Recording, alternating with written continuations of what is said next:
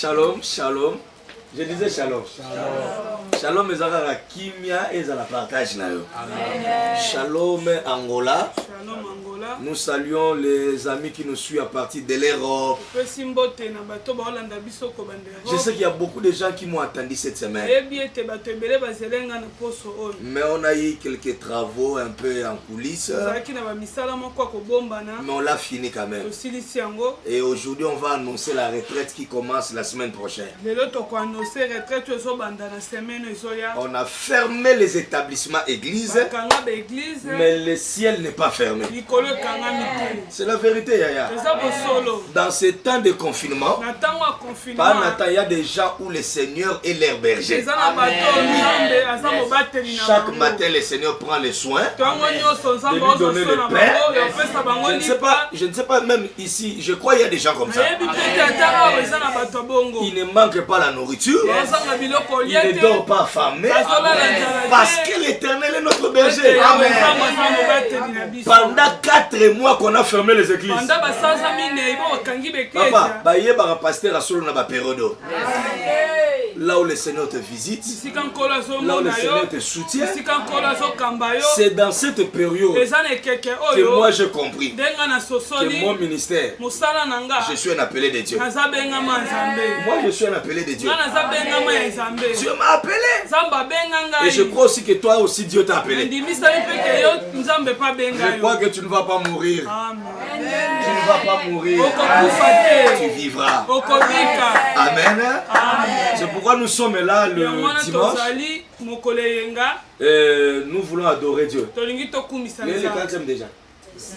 Donc les 5, toi tu nous suis à partir de Londres. Nous saluons Maman Nanou. Je ne te vois pas. Je ne te vois pas, Maman Nanou. Je salue de Paul en Afrique du Sud. Pasteur Alphonse en Afrique du Sud. La prière a été exaucée. On est ensemble, c'est notre frère. C'est un papa bien. Nous saluons aussi Maman Chouchouna. Natacha toujours connectée. Alors les gens qui sont sur WhatsApp, passez déjà directement sur Facebook. Allez-y dans notre page et tu vas suivre un message puissant aujourd'hui. On a déjà commencé ça à la montagne, mais on va continuer aujourd'hui.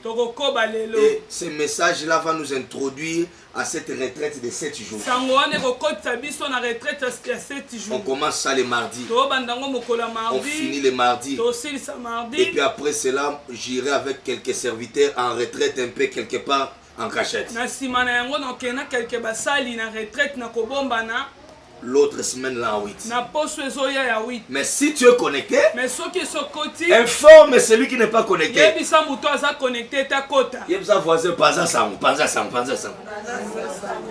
Dites-lui que le prophète est là. Et le rebondion des français. Donc le prophète est là, je suis là. On va commencer, on va prier avec toi. Ce sont des moments forts, hein, béni. Des moments où nous prions, des moments où nous écoutons la parole, des moments où nous libérons l'esprit. Et les gens rentrent des vies changées, transformées. Alors nous allons entrer en prière. On va se concentrer un peu. Moi j'aime quand les bergers là. Le berger, s'il peut se mettre à la porte là, il me fait du bien à la porte, vraiment à l'entrée de la porte. Il me fait du bien. Là où tu me suis, tu peux fermer les yeux. Je salue la présence de Dieu. Et je salue aussi la présence des hommes de Dieu qui sont ici. Je dis merci à mon Père spirituel. Nous travaillons avec l'onction de Dieu. Nous travaillons sous sa grâce aussi. Merci Seigneur Dieu pour ce matin merveilleux. Nous te rendons de multiples actions de grâce. Sois béni notre Dieu. Accompagne-nous pendant 1h30 dans des moments forts. Seigneur, tu as dit dans ta parole, dans leur détresse, ils ont crié à toi. Nous croyons que ces moments de coronavirus, ce sont des moments de détresse. Mais nous crions à toi. Ces moments de coronavirus, il y a eu aussi des moments comme ça où Daniel priait 3 fois. Il a vu l'élévation, il a vu la main de Dieu. Nous voulons voir la gloire de Dieu et nous voulons te témoigner. Dispose nos cœurs, dispose nos esprits aussi à être en contact avec les ciels, être en contact avec les pères. Que ton règne vienne et que ta volonté soit faite. Au nom de Jésus, nous annulons tout le complot satanique. Au nom de Jésus, nous avons ainsi prié. Amen. Est-ce que vous pouvez acclamer d'abord Jésus? Très bien. On va adorer ensemble avec vous. Yo yemba ou le radio. On va adorer. Kanga misuna yo, toi adorer na onanzemo oyo. Yeah.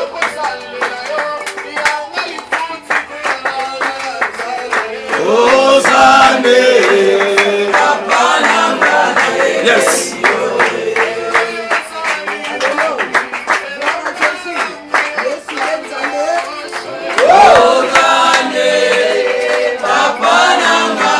Et ma robe ma l'aime bien.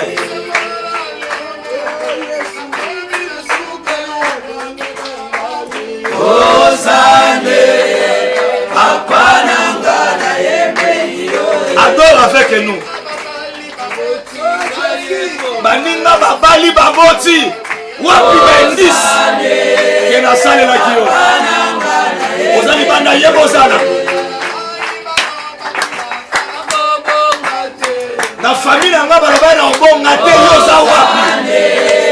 Papa nanga na yembe yo.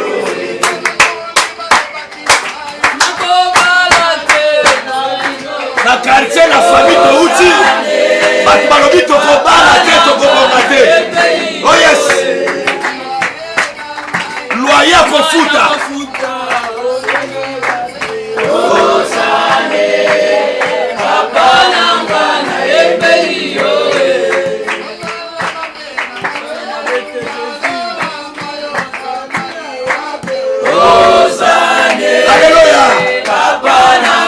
Regarde pas tes péchés. Que Dieu pardonne. Que Dieu pardonne.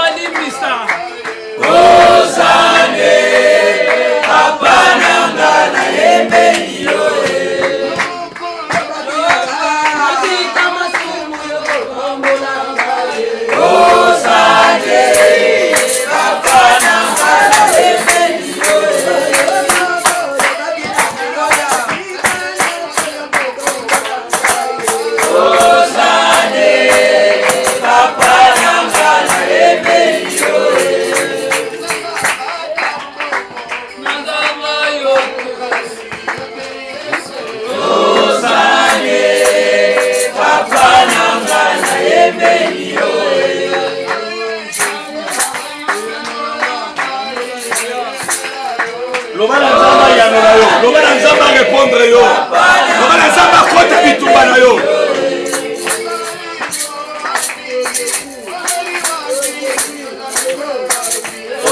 Ozane papa nanga emeni yo. Tomba mungo lobana nzambe sala ngolo. Lokela ngamawa. Lobana nzambe sala libotela ngolo. Lobana nzambe lebisa likambo. Andara bushekile bebe.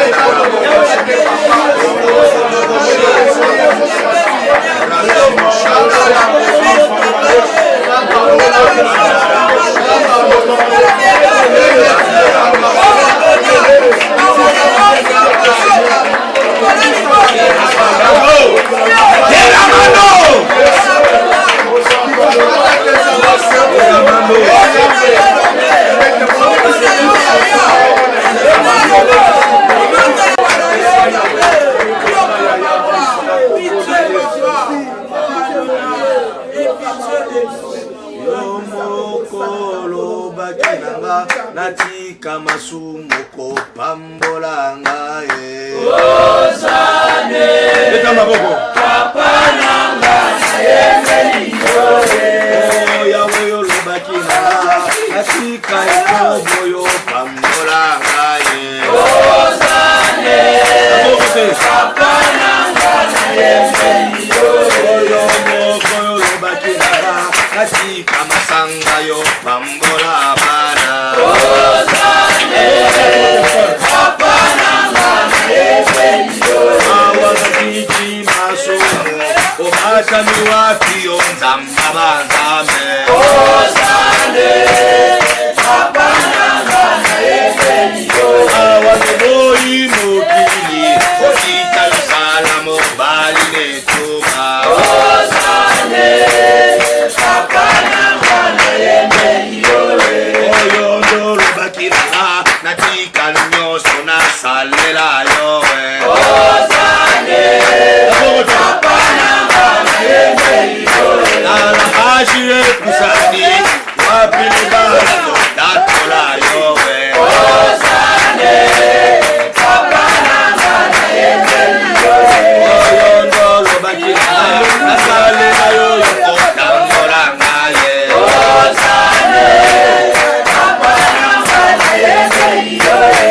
Oyawe olobakina nasalela yo kotambola ngaye. Osane, Papa nanga na yemeli yoye. Oye Mozana, Osana, Mozana, Osana, Mozana, Osana,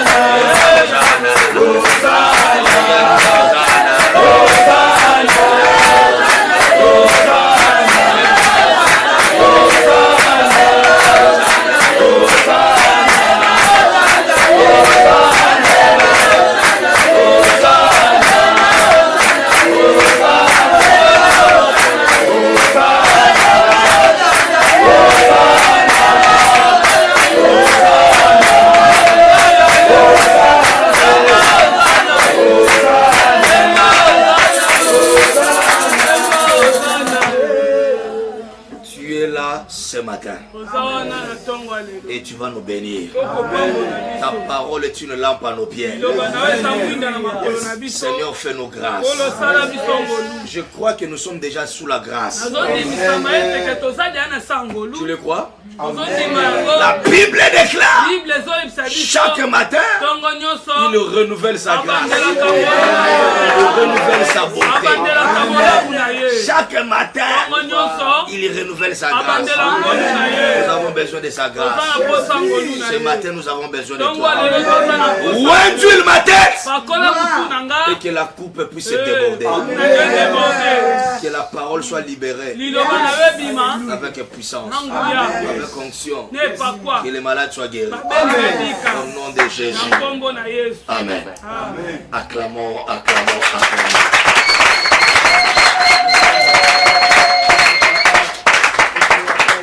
Que le Seigneur vous bénisse. Je disais que le Seigneur vous bénisse. Avec les travaux que nous faisons, la voix dérange un peu. Mais nous croyons que Dieu nous fera grâce. Il nous fera grâce. Et Dieu sera là. Amen. Que Dieu vous bénisse. Nous allons partager avec vous un grand thème que nous avons commencé à la montagne. C'est toi qui va tuer Goliath pour régner. Yes. Amen. C'est toi. Si vous suivez bien les lignes de pensée que nous marchons avec, vous allez comprendre que c'est d'abord le prophète qui est allé oindre David. Et nous avons aussi parlé sur Psaume 89, là où Dieu dit à David, je t'ai choisi, je te soutiendrai. Alléluia. Amen. Mais aujourd'hui, nous venons dire à quelqu'un que tu es le choix de Dieu. Amen. Le problème, ce n'est pas que tu as l'huile. Non, le problème n'est même pas la prière. Le problème n'est pas des retraites. Le problème c'est pas que je suis enfant de Dieu ou non. Non, c'est pas le problème. Même si tu as l'huile, même si tu as l'onction, si Goliath n'est pas tué, tu ne régneras pas. Même si tu as la prophétie, mais si Goliath est là, tu seras toujours esclave. Qui a dit amen? Qui a dit amen? On me sort ma Bible ici. Si Goliath est là, toi tu seras esclave. Saoul sera là. C'est une prophétie que je voudrais dire à quelqu'un. Aujourd'hui, que Dieu déplace les Saoul. Et Goliath va tomber aussi. Toi tu vas régner. Je crois que je parle à quelqu'un. Toi tu tueras Goliath. Mon problème d'aujourd'hui c'est quoi? C'est lui qui tuera Goliath. C'est celui-là qui régnera. C'est lui qui tue Goliath. C'est celui-là que le roi lui donnera sa fille. C'est lui qui tue Goliath. C'est-à-dire Dieu prend soin de son mariage. Omoni likamboza te mutabala. Likamboza Goliath a mari de nuit sali. On peut être marié, mais si Goliath est mari de nuit là, dans ce mariage-là, il n'y aura pas la joie. C'est pourquoi notre thème d'aujourd'hui, c'est toi. C'est toi qui tueras Goliath. La question que David pose, on va lire les Écritures. Ça fait un mois que nous parlons de David. Et puis on peut parler de David même une année. David pose la question. On donnera quoi à celui qui tuera Goliath? On s'appelle la question. Donc le problème ce n'est pas la mort de Goliath. C'est celui qui le tuera. Parce que Goliath n'est pas Dieu. Goliath il peut mourir par la malaria. Un Philistin aussi peut le tuer. Mais même s'il meurt là-bas, David ne sera pas roi. Le problème c'est celui qui le tuera. Quels sont les avantages?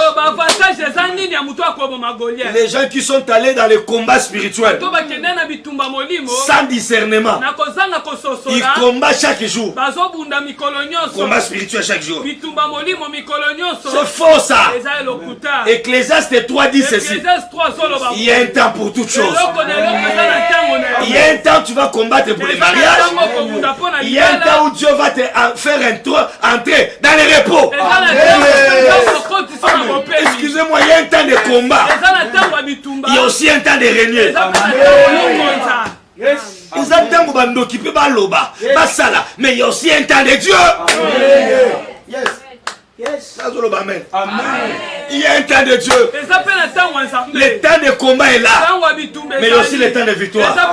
Il y a un temps où quelqu'un sera malade. Mais il y a aussi un temps où quelqu'un sera guéri. La vie d'une personne est question de temps. Yaya, tu as déjà assez longtemps combattu. Ça, c'est le temps de Dieu.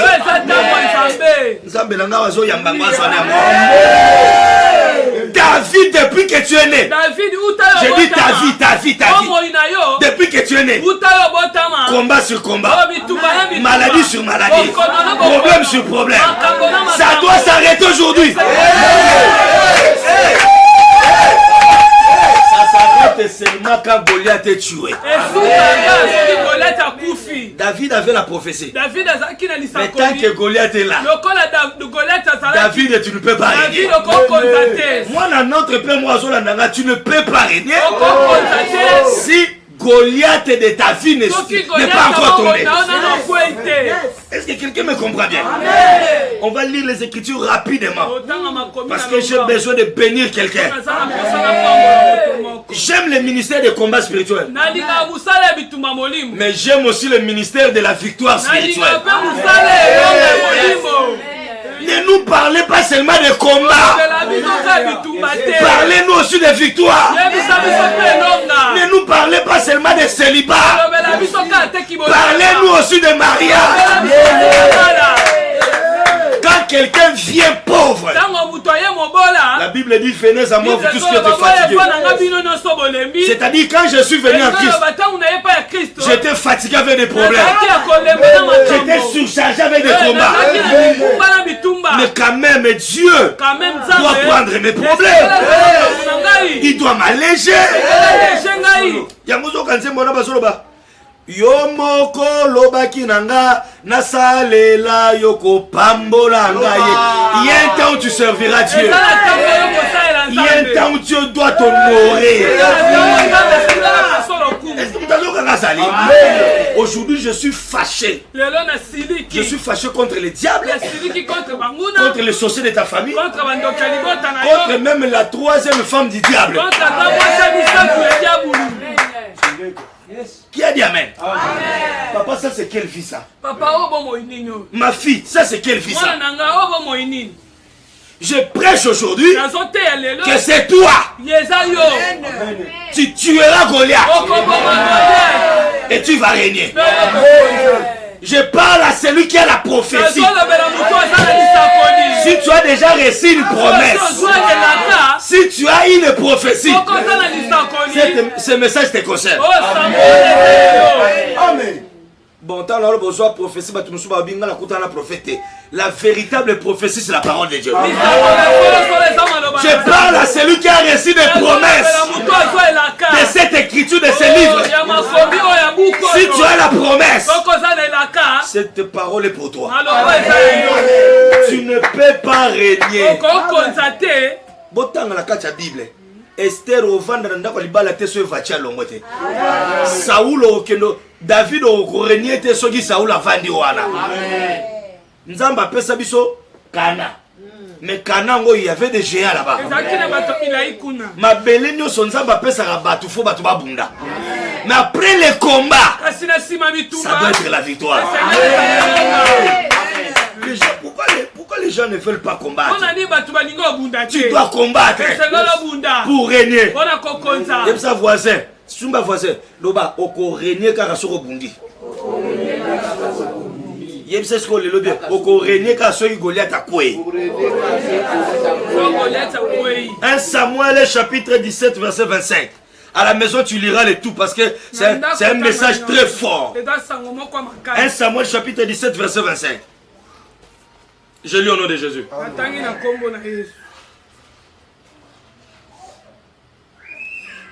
La pose 1 Samuel.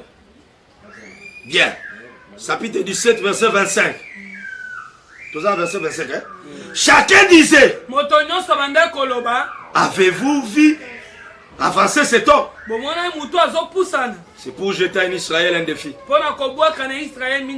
qui s'est avancé. En fait, le diable a peur de celui qui n'a pas peur de lui. Le diable a peur de celui qui n'a pas peur de lui. J'ai maudit le sorcier de ta famille. J'ai maudit même la troisième femme du diable. Le diable a peur de celui qui n'a pas peur de lui.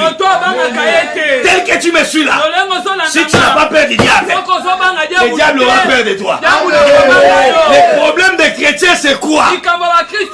On a des chrétiens peureux. Les Congolais va peur. Na pamboli batu nyonso na mboka Congo. Ba telemela ki loi wana o balinga ba bimisa ke bazwa justice ba kotsa ngona premier ministre na donc na tele na pamboli ba héros bazala bana wewa na pamboli bango amen yes bana wewe bele ba leki ba chrétien na courage amen ozo finga bango mwana wewa mais diamata ngo sili ba e a na ki wewa wana sana ndako na ki wewa wana ndeko moka wewa za talobela bango amen yaya amen na kiwewa na ye azana ndako ana mwasi avance interprète nanga mwasi na basala Bah, c'est la permutation à diacre. Bon, c'est la permutation. J'ai béni tous les enfants de Wewa. Les Congolais, il fallait mboka Congo, c'est la mboka ba parolier. Papa Congo, ba leka koloba trop. Action mouké. Yes. Même les pasteurs, ils parlent trop. L'église est conda. Ils parlent trop. Mais pas d'action. Il n'y a rien. On ne voit rien. J'ai dit on ne voit rien. Il y a même des hommes de Dieu depuis Bakanga église à là, il ne va pas mal quitter. Amen. Je me demande qu'est-ce que vos enfants que tu encadres la image quoi. Parce que notre nourriture c'est la parole.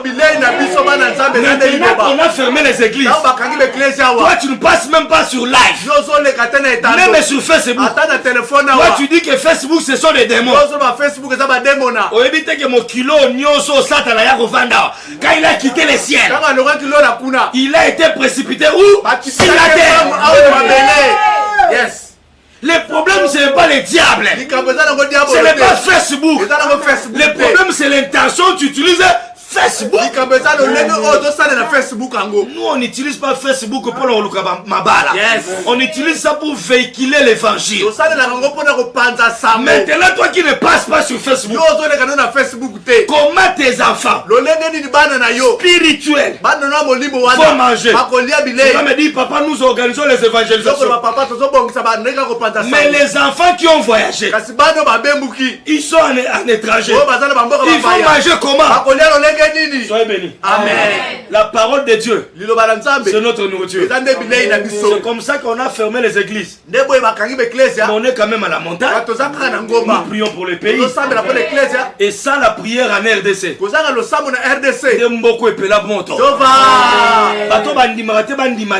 mais je vous dis ça la prière. Na ba mariage ba contre nature. Mboko esi moto pela. Amen. Je salue les bravoures de Wewa. De ce qu'ils ont fait. Les Wewa ont interdit aux députés d'entrer dans leur parlement. C'est parce que les Wewa ont compris que Tozo Koufanzala, Bango Baoluka Bamatela Bango Salaire. Est-ce que quelqu'un ne peut pas parler? Où sont les pasteurs responsables? Les représentants légaux. Les archibishops. Bakolo RSC, vous êtes où? Vous êtes où dans ce temps? Les députés font $2000. Mais nos jeunes gens souffrent. Vous ne savez pas, mais nous connaissons la souffrance du peuple. Nous les pasteurs, nous recevons les gens. Et je vous dis que les gens souffrent. La Bible déclare, les gens qui regardaient David, on les voyait petit et taille. Wewa. Il est petit comme ça là. Mais batebele ba olobo ba wewa na ba ministre so ba telema kité ne loi o ele qui hein. Amen. Oui biso ba telema kité net ba wewa na. Mais il y a des gens. Ils dans la bateau. Oto benga bango ba lobeli na biso. Yes. Oto tinda la parlement 2023. Revenez encore. On ne vous votera plus. C'est quelle histoire ça? On vous met là-bas au Parlement. Vous êtes là à cause de nous. Nous sommes les patrons de ces députés-là. Le peuple d'abord. C'est le peuple qui gagne toujours. Où sont les prophètes? Où sont les pasteurs? Où sont les représentants légaux? Où sont les imams? Levez-vous comme David. Amen. Vous avez peur? L'église doit s'élever. L'église est tellement. Na seki makamna tangi lobby prophète moko ba otuna siko bino ba pasteur otenga nzamba lobeli ngana elokote nzambe sa loba makamnyos. La Bible c'est la prophétie. Très cher prophète, si tu n'as pas ainsi dit le Seigneur, nous sommes à ce temps où tu as dit dans les derniers jours, je répandrai mon esprit. Il y aura des famines, il y aura des maladies. Honte à toi. Azole kapela tefa le bio coroner surprendre biso ba pasteur et surprendre biso ba prophète et puis ozole kana TV na cravate. Tu vas. Nanini avance. Et puis même si les cravates kangi bien. Bon ben on peut prophète. Après Corona. Aujourd'hui, je vous dirai après Corona, qu'est-ce qui va arriver. Aujourd'hui, rappelez-moi, je vais dire ça aujourd'hui. À l'équipe de la TV, la caméra. Na papa Nathan. Jésus. Amen.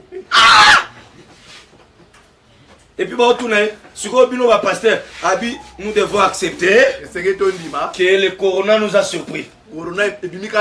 C'est toi qui es surpris. Mais la parole de Dieu, c'est la constitution.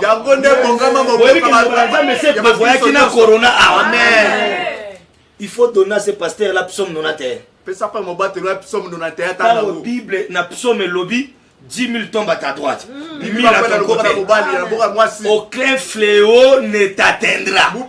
Attends, combat corona, mais fléau, coroner ça fléau. Amen. Nzambe ça prévoyait qui habite 10 000 boyo qu'à l'Italie va couper. 10 000 États-Unis. Mais toi, l'enfant de l'alliance, tu ne seras pas touché. Alors, bien au Congo, prophète Moroté. Bon, je ne sais pas, hein. Comment est-ce que les gens définissent un prophète? Un prophète, c'est la bouche de Dieu. Donnez-lui les vidéos de Alain Moloto. Alain Moloto a prédit ces choses. Vous voyez que dans les réseaux sociaux, déjà tout le monde a dit Alain Moloto il y aura un temps, de son vivant, il a prédit ça. Faux prophète. Azabo corona surprendre biso. Ce coroner va surprendre, on sait qu'un lèvement peut aussi prendre. Amen. Parce que les gens qui lisent, lire quoi la parole, ils sont éveillés. Le problème des Congolais c'est quoi? Papa Nathan nous manque de courageux. Béni soit courageux. Mboko ekote le manaba na nzambe. Amen. Et mboko ekote le makaso batu batelemi. Yes. Amen. C'est ça le message d'aujourd'hui. C'est toi qui me suis. C'est par toi que Goliath va tuer. Sera tombé. Soyez bénis. Le problème des Israélites c'était quoi? On regardait la taille de Goliath. On regarde ce qu'il est. Géant. Fort. On regardait sa taille. Nazo seka bato banda au monde président na biso faible. Ah au monde yana ba décision no saswa kazwango na nani na kota bilanga koto. Bilanga nini za koto. Yondo lo bien. Awa azwango na bilanga mo koto. Eska ba chaba nzoko azwana bilango. Mais vous avez suivi son discours, non? Il y a indépendance, non?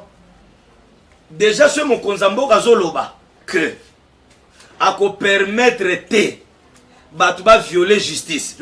Alingi ba magistrat bazala libre. C'est quoi la réponse?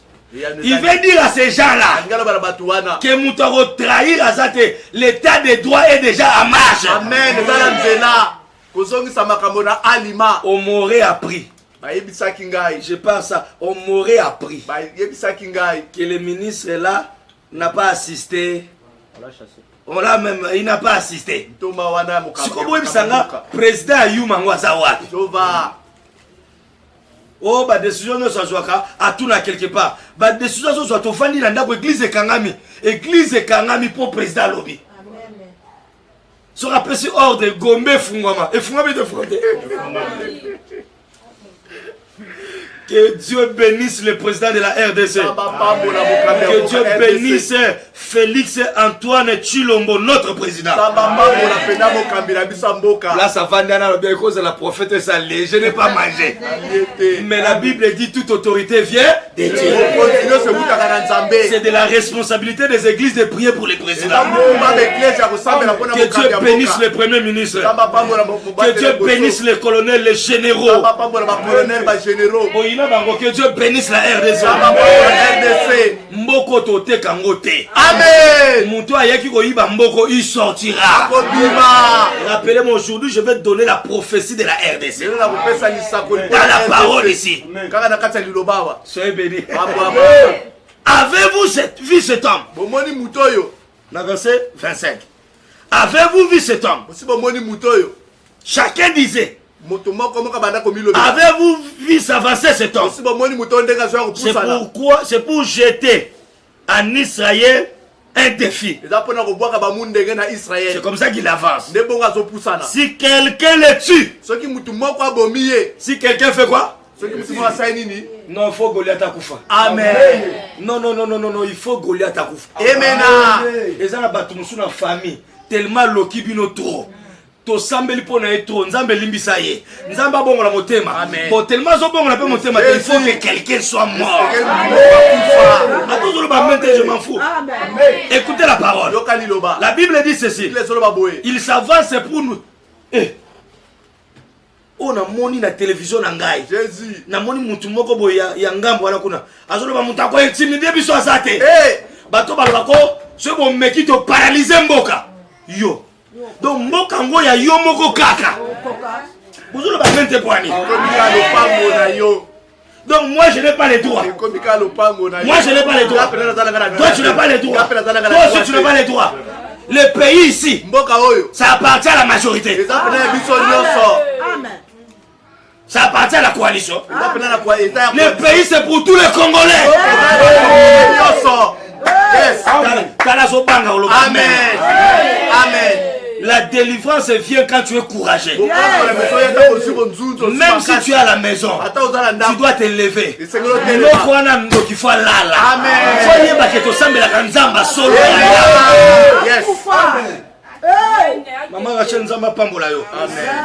C'est quoi cette histoire ici? Je maudis le diable et sa quatrième femme.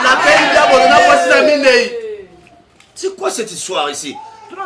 Trop c'est trop, maman. Amen. Voter bango va député. Bah soit sur 4 000 $. Baba ça bango 2 000. Moi je n'ai pas les paix. Avant on a lipa on y a fait. Oh bah pasteur bah escroc il bosso bango on a parlé. Ils n'ont pas le souci de paix. On est pas candidat bah professeur, bah enseignant, bah candidat bah fonctionnaire. Bah soda. Zalaka wana. Trop c'est trop. Eleki. Trop c'est trop. Yango zo mona ba pekisi pe ba déranger moi mingi mabiloko ba masque ba kashine. Pour ba yebi que population za la kanda. Amen. Ba tu ba sali 4 mois ba te kate la zando. Ba tu musu ba fonctionner ba laisser ba tu na bazando. Maintenant toi député, tu as ta voiture fumée. Ozala mutu kano ya mulili. On va passer escroc. Yango bino bo calculer bien te. Est-ce que dans les montants qu'on a assisté là, 57 millions, vous avez vu les noms des pasteurs là-bas? Sur place, silence de laisser, silence de les gens qu'on a arrêtés là-bas. C'est lui qui a acheté la parcelle de 1 million là-bas. Tu as vu les noms des pasteurs là-bas? Oh, Théozolo, pasteur, bon prophète, tout ça, qui t'a dit qu'il est prophète? Un pasteur, un prophète, il est dans le camp de la population. Parce que Dieu, il est le Dieu du peuple. Nous souffrons. Nous sommes dans la souffrance. Les gens souffrent, tu n'as pas l'idée. Il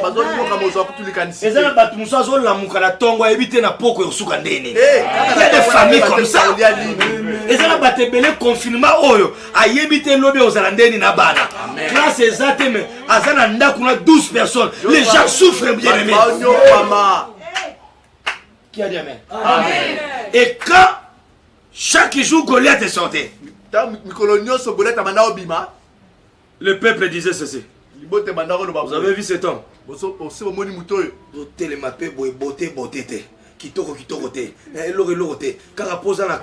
Qui a dit, qui a fait cette loi-là? Qui est pour diriger la camp politique. David est devenu roi. Sans la majorité, sans l'opposition. Il est devenu roi. Diplôme compétent. Comme on a posté moko, il faut la famille majoritaire. Ça c'est quel pays ça?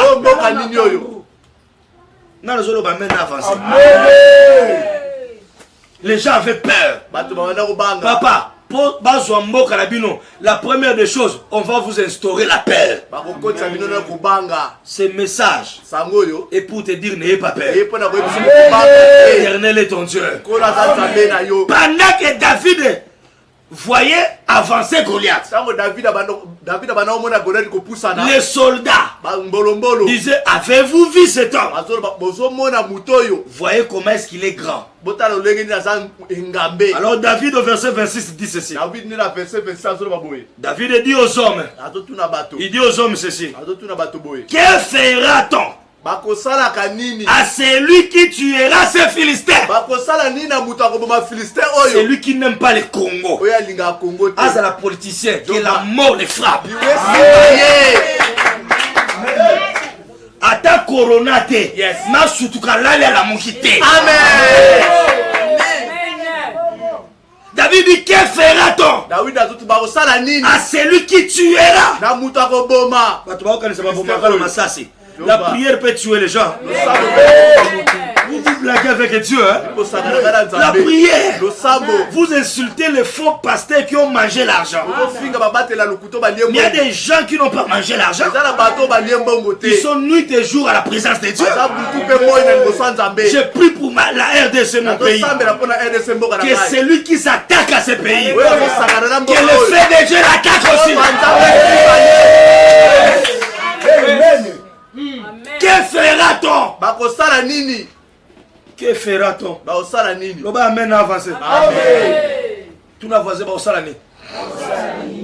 Que fera-t-on? Boseka batwana. Boseka bango. O mutu ana za mukuse, aza mwa boyezonga mwa sima, o alobaki ba kope zo lekaye. Lekanga ka likola. Yozo seke, o aza mabe, a mukuse maza courage. Amen. Yes. Obe bela batu ba suivi la courage. Amen.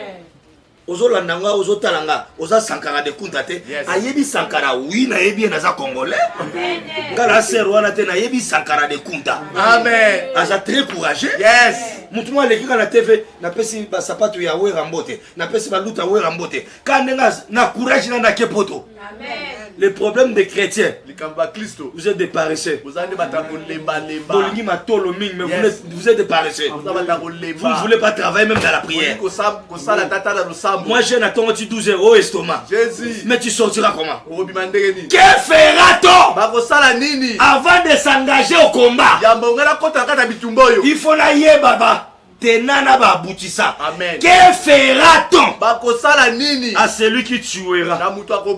Que fera-t-on? Banata. Nazana kanda bandoka famille ba oleka ane ba oleka te. Amen. Lokola de ana yebe loko nini zo zelangai.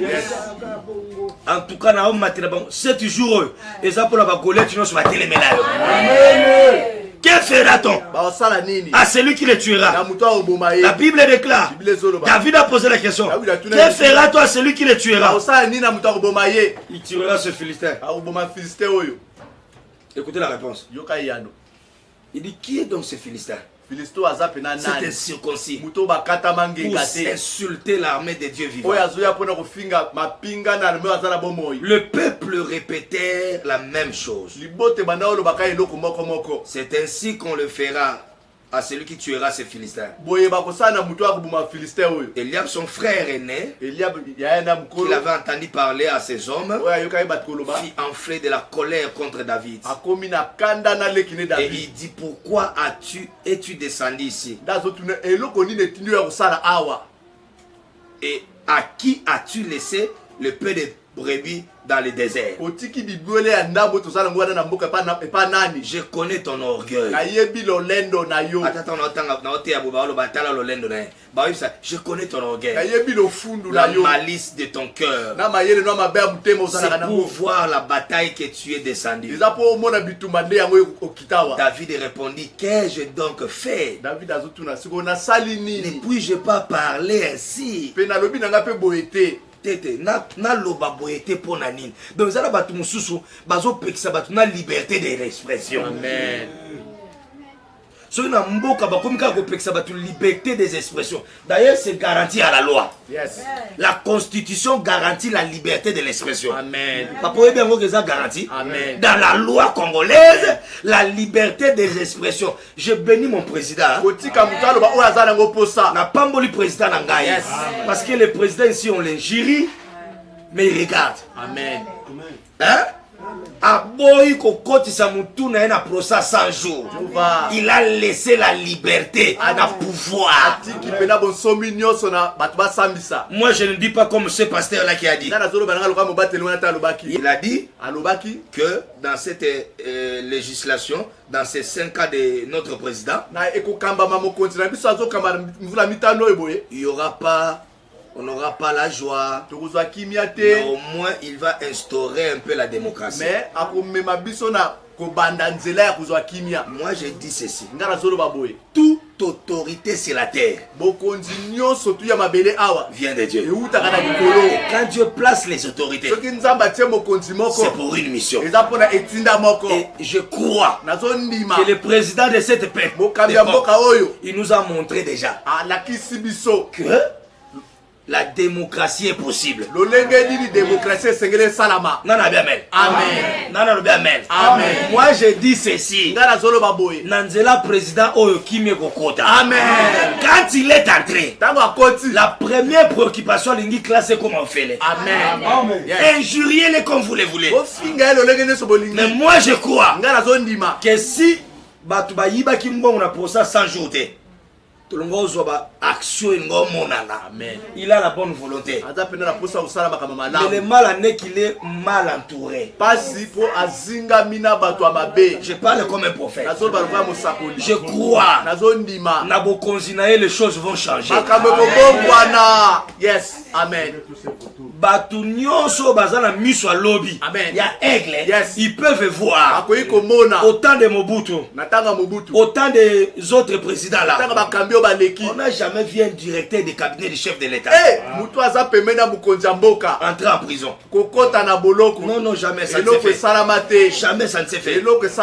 C'est un signal fort. Moi, quand je regarde ça avec l'œil prophétique, je crois qu'il est venu donner un coup de pouce à notre pays. Il a la bonne volonté. Il a la bonne volonté de changer. Mais le problème c'est quoi? Il a trouvé le pays il a trouvé le pays, il y avait des grands voleurs. Vous comprenez? Je crois que il aura son apport. Il va laisser une empreinte positive. Nuit et jour, je vais prier pour le président. Maintenant, je m'en fous. Je respecte la liberté de l'expression de ce que le pasteur l'a dit.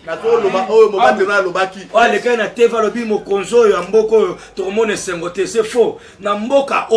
Il y a des gens qui vivent la main de Dieu. Amen. Je sais pas ça par rapport à ndenge définir esengwango. Amen. Muto abiki na sida. Muto na bokonjo nzamba visiter. Yes. Muto na bokonjo nzamba élever. Amen. Je crois qu'en lobaki non nzamba zanzambe. Amen. Yes. Mais je crois na 5 ans mokonza mboka. Amen. On verra quand même la lumière. Donc moi na moi polé. Akolongola biso na espace à corruption. Yes. Batunde ba comprendre nanu yete. Amen. C'est un grand observateur le président. Mais ne blaguez pas avec lui. Muto atiki bakanga na présidence. C'est son collaborateur.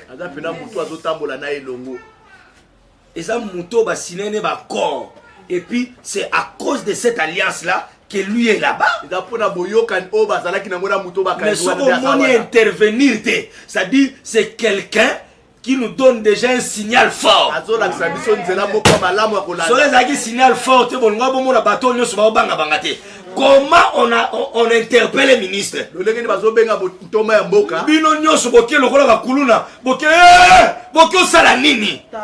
Vous devez laisser la justice faire son travail. Et puis j'ai comme impression que les gens oublient que chaque président de la République, il est le magistrat suprême. C'est-à-dire s'il y a des avocats, les chefs des avocats c'est le président. S'il y a des gens qui doivent respecter la loi, celui qui est le garant de la loi c'est le président. Ce n'est pas d'abord le premier ministre. Le chef de l'État, il est le garant de la loi. Yes. Vous sakana trop na mboko yo, que les choses changent. Yes. Que Dieu suscite les David. Que Dieu suscite les David. Bozela. Bon, mon nom il en était 2 ans, 3 ans, 4 ans. Mandat ou eko koleka nango, mais c'est déjà un signal fort. Déjà un signal moko makasi. Ko yebisa biso ke atat oza muninga nanga, atat osala no classe moko, atat otanga na yo, soko yibi mboka, atanga moko président. C'est un signal fort. Moi je vois ça de l'œil prophétique.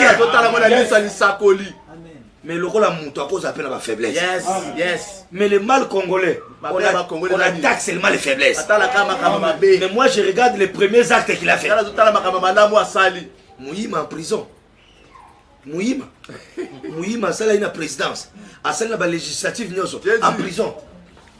Ba mindelo ba libano yo. O ba sala ba faux dollars. Ba simbi moko na bango.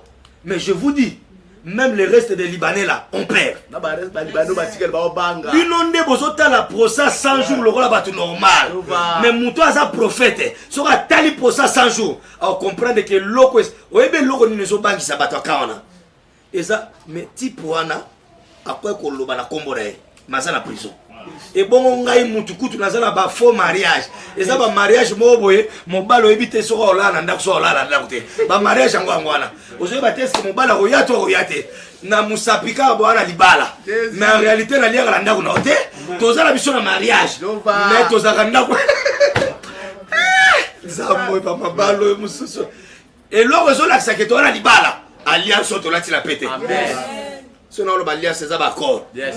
Mais longo l'accord. Yoza la ndako nonga pena na ndako na. Amen. Ndeza na kolate la. Donc oyebi loko esa ba mo bulu na ngambo wana. Ba o comprendre mutango te. To kanisa ki a osala mutu mo ba to sabiso. Le président de la RDC est très intelligent. Amen. Je vous assure.